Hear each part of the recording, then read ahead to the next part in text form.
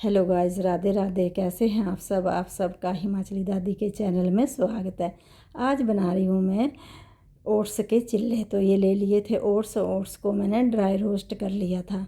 ऐसे भी बन जाते हैं, पर मैंने इनको थोड़ा सा हल्का हल्का भून लिया था और फिर ठंडा होने पे डाल दिए थे मिक्सी के जार में। और फिर इसका बना लिया था मैंने आटा।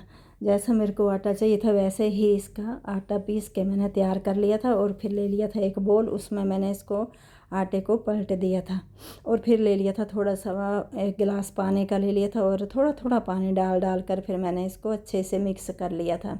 एक इकट्ठा ही पानी डाल के नहीं मिक्स करना, थोड़ा थोड़ा पानी डालेंगे तब जाके अच्छे से मिक्स हो जाएगा, नहीं तो फिर ज़्यादा ही पानी हो जाएगा और गुठलियाँ बन जाएंगी इसके। तो अच्छे से मिक्स हो गया था। फिर मैंने इसमें डाल दिया था स्वाद अनुसार नमक और डाल दिए थे सारे मसाले, जैसे धनिया पाउडर, मेथी पाउडर और थोड़ा सा जीरा पाउडर, लाल मिर्च, कश्मीरी लाल मिर्च। और फिर इसको एक साइड में रख दिया था जो घोल बना के रखा था। और फिर काट ली थी सब्जियां, ये बीन्स भी काट ली थी मैंने। और फिर काटे थे मैंने प्याज, टमाटर, हरी मिर्च और शिमला मिर्च और धनिया पत्ती, हरा धनिया भी सब काट के रख लिया था। और फिर डाल दी थी इसमें ये सारी सब्जियां जो भी थी, हरी मिर्च, शिमला मिर्च, टमाटर, ये सब मैंने इसमें जो ओट्स का घोल बना के रखा था ना उसी में डाल दिया था।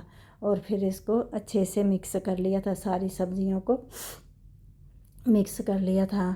जितनी अच्छी सब्जियां ज़्यादा डालोगे ना उतनी अच्छा। जो बच्चे सब्जियां नहीं खाते हैं तो इसमें सब्जियां आ जाएंगी तो मिक्स हो के सब बच्चे भी खा लेंगे। और ये एक गाजर मैंने कद्दूकस करी थी उसको भी इसी में डाल दिया था।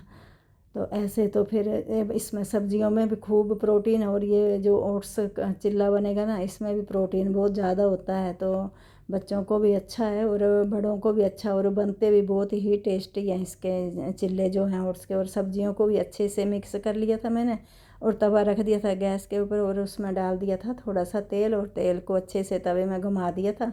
और फिर मैंने इसमें 3-4 चम्मच तवे पे डाल दिए थे और चम्मच की सहायता से अच्छे से गोल आकार में इसको मैंने फैला दिया था। जो इसका ओट्स का जो घोल बना के रखा था ना वो तवे पे। और फिर थोड़ी सी जो गाजर कद्दूकस करके रखी थी वो भी डाल दी थी इसने मैंने ऊपर से, कि थोड़ी सी देखने में अच्छा लगे। तो इसको सजाने के लिए मैंने ऐसे डाल दी थी थोड़ी सी गाजर, थोड़ा सा हरा धनिया की पत्ती, ऐसे डाल कर फिर इसको अच्छे से एक पलटे से मैंने थोड़ा थोड़ा दबा दिया था कि इस जब दूसरी साइड पलटूँ तो ये खुले ना। फिर दूसरी साइड पलट दिया था। गैस की फ्लेम जो है ना वो मीडियम ही रखनी है, ज़्यादा तेज़ रखोगे तो ये बार बार से तो ये जल जाएगा, अंदर से रह जाएगा कच्चा। फिर इसको मैंने उल्ट पुल्ट करके अच्छे से सेक लिया था। आसवी के लिए तो मैंने पहले बना दिया था क्योंकि वो मिर्च नहीं खाती, तो इसलिए मैंने उसको बना के दे दिया था। और ये दूसरा वाला भी सब्जियों वाला भी बन गया था ये एक और। तो फिर मैंने ये आसवी के दादा को दे दिया था।